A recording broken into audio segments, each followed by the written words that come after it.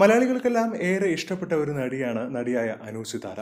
കുറെ വർഷങ്ങളായി സിനിമയിൽ നിന്നും നീണ്ട ഇടവേളയെടുത്ത് ഇപ്പോൾ ദുബായിൽ ഡാൻസ് സ്കൂൾ നടത്തി അവിടെയാണ് സ്ഥിരതാമസമാക്കിയത്.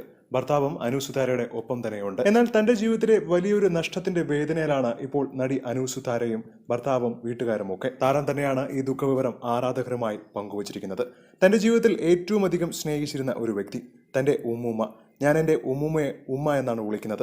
കുട്ടിക്കാലം മുതൽ ഉമ്മ എനിക്ക് ഏറ്റവും പ്രിയപ്പെട്ട ഒരാളായിരുന്നു. ആ ഉമ്മയുടെ വിയോഗത്തിന്റെ ദുഃഖത്തിലാണ് ഞങ്ങളിപ്പോൾ. ഉമ്മ പറഞ്ഞെന്ന കഥകളും പാടിത്തന്ന പാട്ടുകളുമെല്ലാം എനിക്ക് ഇപ്പോഴും കേൾക്കാൻ കഴിയുന്നുണ്ട്. എൻ്റെ അടുത്ത് തന്നെ ഇരുന്ന് മോളെ എന്ന് വിളിക്കുന്നത് പോലെയാണ് എനിക്ക് എപ്പോഴും തോന്നാറുള്ളത്. എന്നും സന്തോഷവതിയായി ഇരിക്കുന്ന ഉമ്മയാണ് ഞാൻ കൂടുതലായും കണ്ടിട്ടുള്ളത്.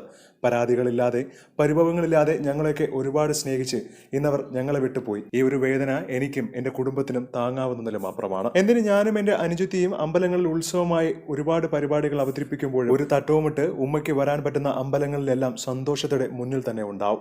പരിപാടി കാണാൻ മുൻനിരയിൽ തന്നെ സീറ്റ് പിടിച്ചിരിക്കുന്ന ഉമ്മയെ ഓർക്കുമ്പോൾ എനിക്ക് എപ്പോഴും അഭിമാനമേ ഉണ്ടായിട്ടുള്ളൂ. ആ ഉമ്മയുടെ പേരക്കുട്ടിയായി ജനിച്ചതിനേക്കാൾ വലിയൊരു ഭാഗ്യം എനിക്കില്ല എന്ന് തന്നെ പറയണം.